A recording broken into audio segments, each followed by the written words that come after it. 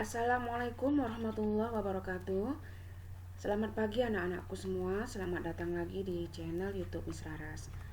Pembelajaran kali ini kita akan belajar tentang perkembangbiakan pada hewan. Tetapi sebelumnya jangan lupa untuk like, subscribe, klik gambar lonceng agar kalian adalah orang pertama yang mendapatkan video-video terbaru dari Miss Raras. Oke, sebelumnya kita telah belajar tentang perkembangbiakan pada tumbuhan. Sama halnya dengan tumbuhan, perkembangbiakan hewan juga dapat terjadi secara generatif dan vegetatif.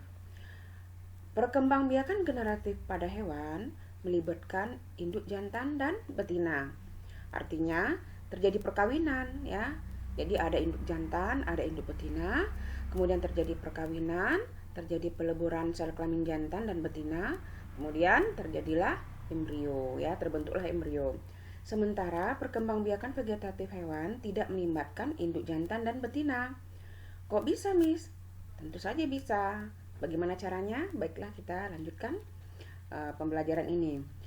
Perkembangbiakan secara generatif terdiri atas 3 jenis, yaitu 1. Ovipar atau bertelur, 2. Vivipar atau beranak, 3.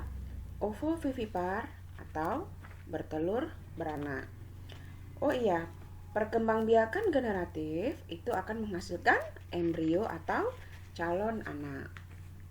Baiklah, kita akan bahas satu persatu dulu ya, perkembangbiakan secara generatif pada hewan.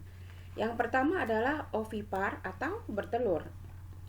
Hewan yang berkembang biak dengan cara bertelur disebut dengan ovipar. Jadi di sini embrio hewan ovipar dilindungi oleh cangkang telur. Contoh hewan ovipar yaitu bebek, platypus atau dugong, burung, penguin, dan bangau. Tentu kalian sudah familiar ya dengan hewan-hewan tersebut, tapi mungkin ada di antara kalian yang kurang tahu, Bu, Miss, platypus atau dugong itu seperti apa, Miss? Seperti yang kalian lihat pada gambar itu. Atau kalau kurang puas, kalian bisa browsing ya. Jadi kalau hewan yang berkembang biak dengan cara ovipar itu dengan melalui telur ya, lewat telur. Maksudnya di sini embrio hewannya itu dilindungi oleh telur gitu.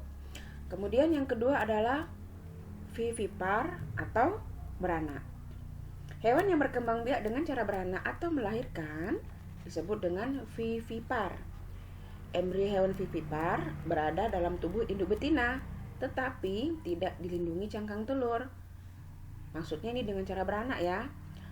Contoh hewan vivipar yaitu gajah, kuda laut, lumba-lumba, paus, kanguru, dan hewan mamalia lainnya. Miss, hewan mamalia itu apa, Miss? Hewan mamalia itu adalah hewan yang menyusui anaknya ya.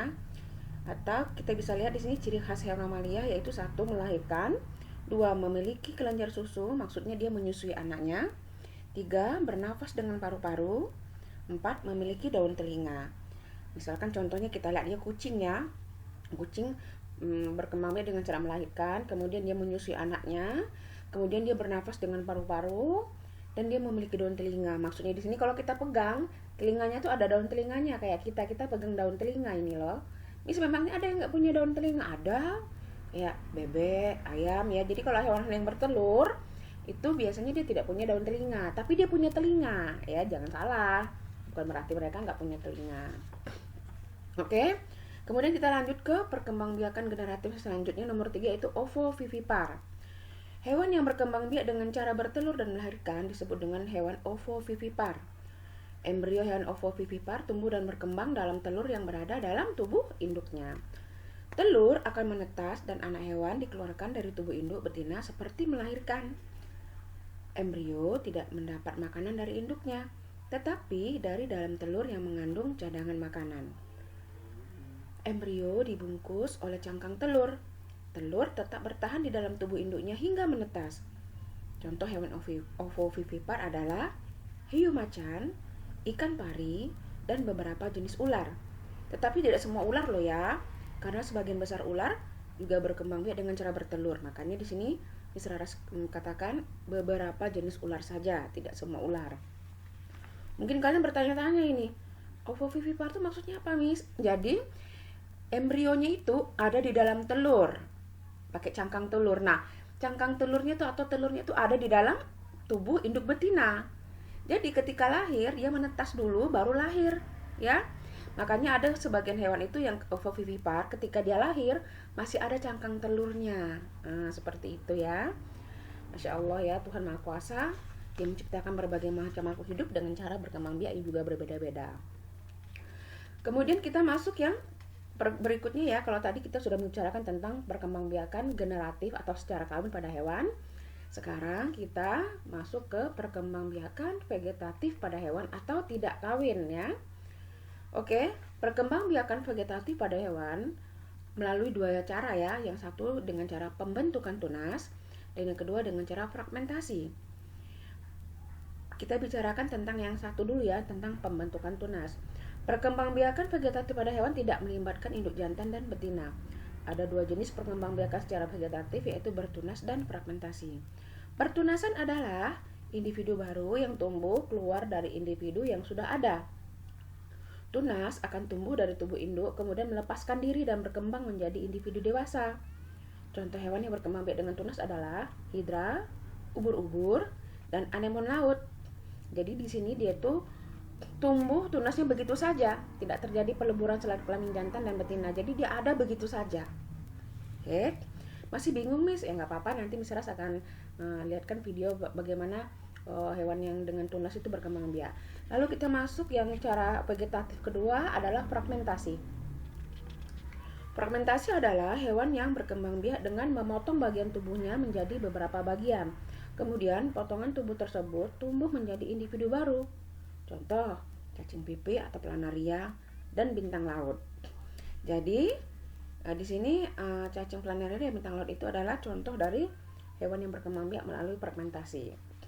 Oke, sekarang Miss Ras akan menerangkan tentang pembentukan tunas ya. Contohnya ini pada hidra. Oke, kalian bisa lihat di sini ada gambar 7 nomor ya. Miss Ras akan terangkan satu persatu. Gambar pertama itu adalah seekor hidra dewasa. Jadi hidra itu adalah hewan ya, bukan tumbuhan. Ini kayak tumbuhan, Miss. Bukan, itu tumbuhannya. Itu adalah hewan yang ada di dalam laut. Kemudian nomor 2, pada tubuh hidra dewasa tumbuhlah calon tunas yang masih kecil.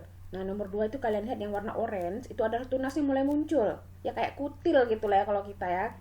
Jadi hidra tersebut tidak melakukan peleburan sel kelamin jantan dan kelamin betina. Jadi tumbuh begitu saja tunasnya. Macam kutil ya. Atau kayak jerawat gitu. Kemudian gambar nomor 3, tunas yang sudah tumbuh mulai membesar. Nah, itu tunasnya tuh atau kutilnya tuh mulai membesar tuh, kayak daging tumbuh gitu ya. Kemudian gambar nomor 4, tunas yang membesar itu mulai tumbuh kayak tentakel-tentakelnya ya, seperti tentakelnya itu.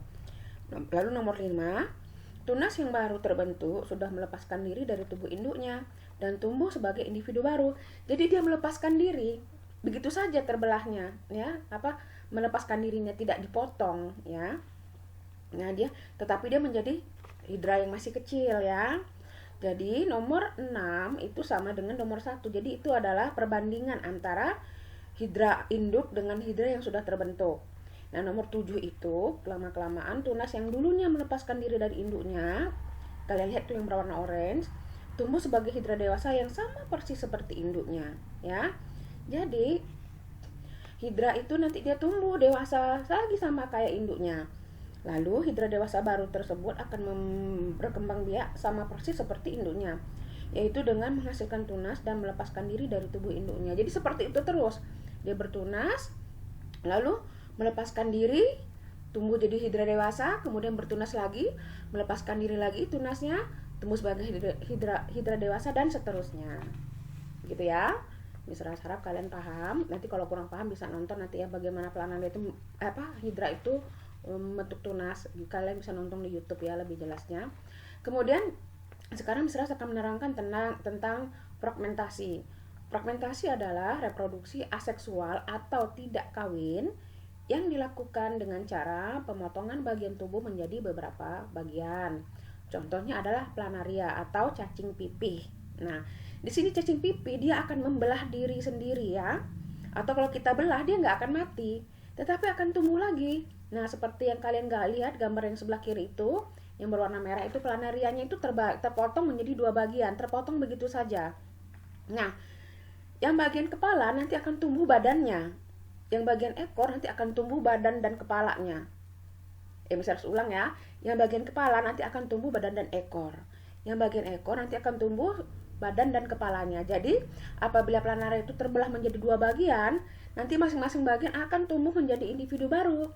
Jadi kalau dia terpotong menjadi 2, nanti akan menghasilkan 2 individu baru. Kemudian yang warna hijau kalian lihat itu planarianya, dia terpotong menjadi 3 bagian, maka dia akan tumbuh sebagai 3 individu yang baru.